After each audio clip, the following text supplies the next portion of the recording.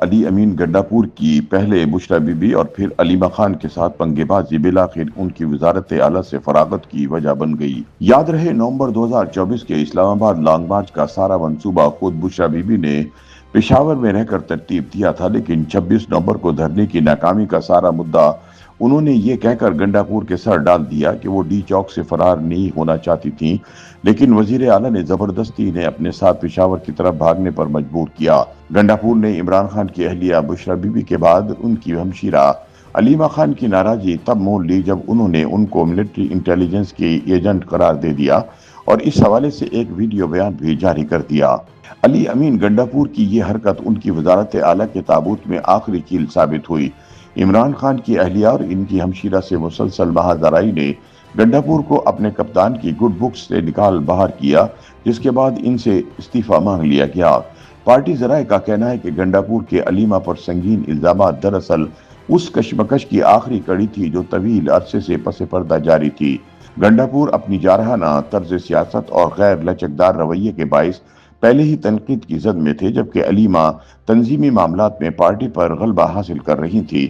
چنانچہ عمران خان نے طاقت کے توازن کو برقرار رکھنے کے لیے اپنا وزن علیمہ خان کے پلڑے میں ڈالتے ہوئے گنڈاپور کو گھر بھیجنے کا فیصلہ کیا۔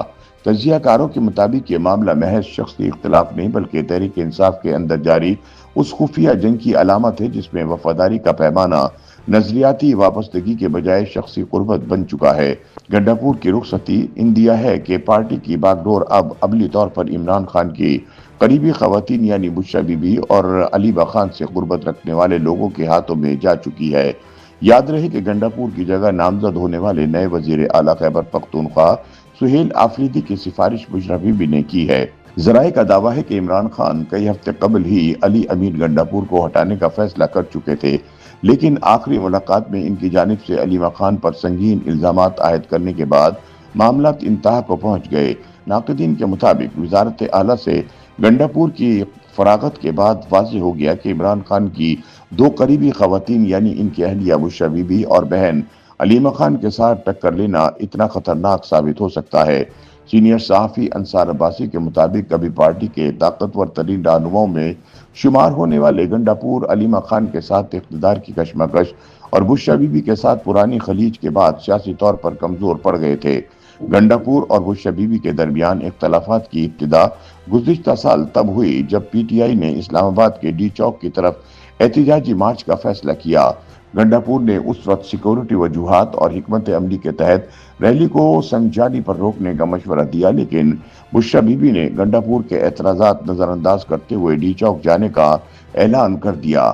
یہ پہلا موقع تھا جب پارٹی کے اندر کسی شخص نے گنڈاپور کی اتھارٹی کو براہ راست چیلنج کیا۔ حالانکہ اس لانگ مارچ کا انجام جوتیاں اٹھا کر فرار ہونے کی صورت میں نکلا، لیکن بشرا نے یہ الزام لگا دیا کہ علی امین نے ان کو زور زبردستی فرار ہونے پر مجبور کیا۔ یاد رہے کہ دونوں ایک ہی گاڑی میں اسلام آباد کے ڈی چوک سے پشاور کی جانب فرار ہوئے تھے، جس کی ویڈیو بھی موجود ہے۔ انصار عباسی کے بقول گنڈاپور کو پشاور میں قیام کے دوران بشرا کی سیاسی معاملات میں مداخلت پر بھی شدید اعتراض تھا۔ اگرچہ پارٹی رہنماؤں پر بشرا بی بی کا اثر محدود تھا، لیکن عمران خان ان پر سب سے زیادہ بھروسہ کرتے تھے اور ان کی رائے کو اہمیت دیتے تھے، جس پر گنڈاپور سخت شاکی تھے۔